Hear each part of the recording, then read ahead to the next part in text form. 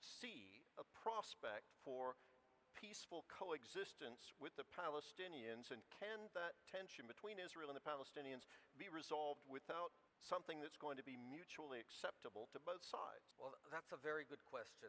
I would say that a stepping stone towards coexistence is existence, right? You can't coexist if your very existence is at risk. What happened on October 7th has shaken Israelis, but also shaken the region in the sense that we are going to have to reassert our deterrence in the region, because as long as our enemies believe that there's a feasible path to destroy Israel, there's not going to be peace at all. And there are different theories about this, about why Hamas attacked Israel. And it wasn't just Hamas. There were multiple militant organizations, some of them allied with Iran, some of them not, who were involved in that attack.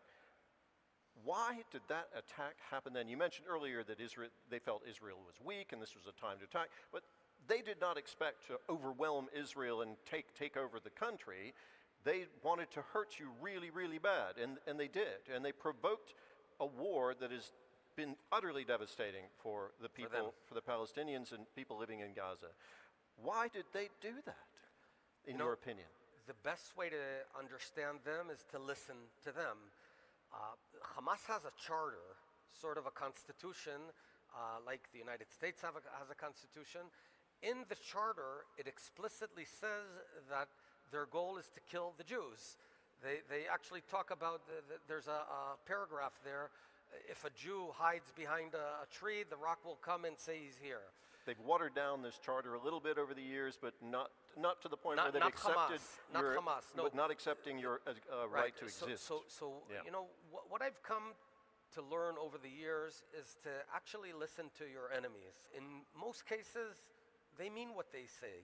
And that's why, you know, when you listen to Hamas, what it said it would do and what it tried to do, it wants to destroy the Jewish state. But what's the strategy there? Again, they knew this attack wouldn't result in destroying the Jewish state in itself. Did they think this would unleash a chain of events that would, say, provoke Israel? Some warned Israel against what it has ended up doing, going into Hamas and really devastating the place. Tens of thousands of people dead.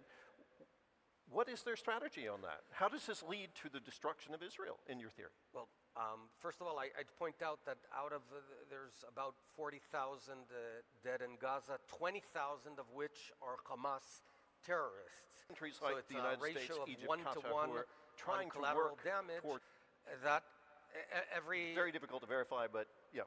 Anyway, continue. Well, I'm saying this because the flip side is to believe Hamas, which if they're willing to murder and rape, they're probably also willing to lie. So I just want to set the record straight. It's a very low collateral damage ratio in the history of urban warfare.